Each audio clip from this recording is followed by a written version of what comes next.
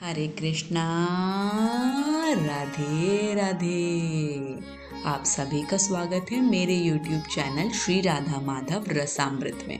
और आज की वीडियो नवरात्रि के 9वें दिन की माँ सिद्धिदात्री की कथा पर आधारित है। तो आइए इस कथा को शुरू करते हैं।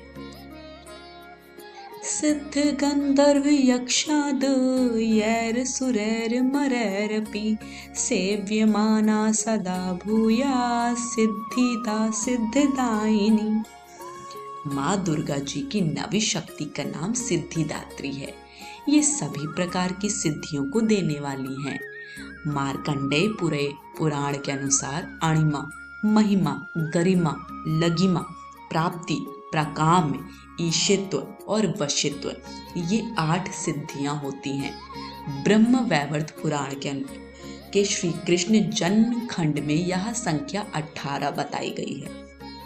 इनके नाम इस प्रकार हैं: अणिमा, लघिमा, प्राप्ति, प्रकाम्य, महिमा, ईशित्व, वाशित्व, सिद्धिदात्री, सर्वकामाव साइता, सर्वज्ञत्व, दूर श्रवण, पर काया प्रवेशनी, वाक सिद्धि, कल्प वृक्षत्व, सृष्टि, संहार करण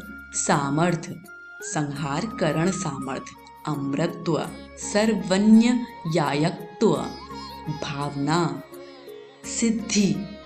माँ सिद्धिदात्री भक्तों और साधकों को ये सभी सिद्धियां प्रदान करने में समर्थ हैं। देवी पुराण के अनुसार भगवान शिव ने इनकी कृपा से ही इनकी सिद्धियों को प्राप्त किया था। इनकी अनुकंपा से ही भगवान शिव का आधा शरीर देवी का हुआ था। इसी कारण वह लोक में अर्धनारीश्वर नाम से प्रसिद्ध हुए। माँ सिद्धिदात्री 4 भुजाओं वाली हैं। इनका वाहन सिंह है। ये कमल पुष्प पर भी आसीन होती हैं। इनकी दाहिनी तरफ के नीचे वाले हाथ में चक्र, ऊपर वाले हाथ में गदा तथा बाईं तरफ के नीचे वाले हाथ में शंख और ऊपर वाले हाथ में कमल पुष्प है। नवरात्र पूजन के 9वें दिन इनकी उपासना की जाती है। इस दिन शास्त्रीय विधि विधान और पूर्ण निष्ठा के साथ साधना करने वाले साधक को सभी सिद्धियों की प्राप्ति हो जाती है। सृष्टि में कुछ भी उसके लिए अगम्य नहीं रह जाता। ब्रह्मांड पर पूर्ण विजय प्राप्त करने की सामर्थ्य उसमें आ जाती है।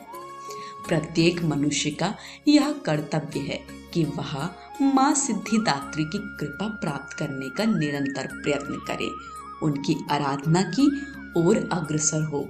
इनकी कृपा से अनंत दुख रूप संसार से निर्लिप्त रहकर सारे सुखों का भोग करता हुआ वह मोक्ष को प्राप्त कर सकता है। 9 दुर्गाओं में माँ सिद्धिदात्री अंतिम है।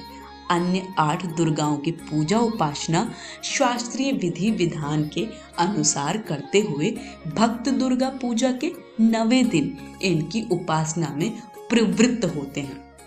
इन सिद्धिदात्री माँ की उपासना पूर्ण कर लेने के बाद भक्तों और साधकों की लौकिक पारलौकिक सभी प्रकार की कामनाओं की पूर्ति हो जाती है।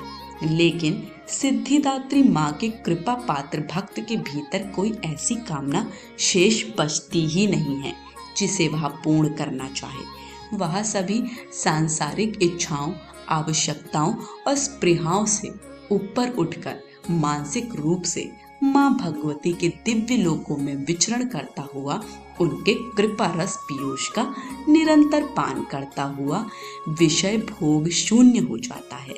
माँ भगवती का परम सानिध्य ही उसका सर्वस्व हो जाता है। इस परम पद को पाने के बाद उसे अन्य किसी भी वस्तु की आवश्यकता नहीं रह जाती। माँ के चरणों का यह सानिध्य प्राप्त करने के लिए हमें निरंतर नियम निष्ठ रहकर उनकी उपासना करनी चाहिए।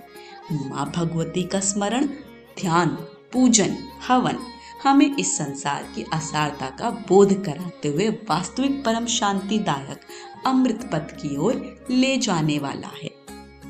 आज की कथा यहीं समाप्त होती है। कथा पसंद आई हो तो कमेंट बॉक्स में हमें अपना फीडबैक जरूर दीजिएगा। वीडियो को लाइक शेयर करें और चैनल को सब्सक्राइब करें। सभी को हरे कृष्ण राधे राधे।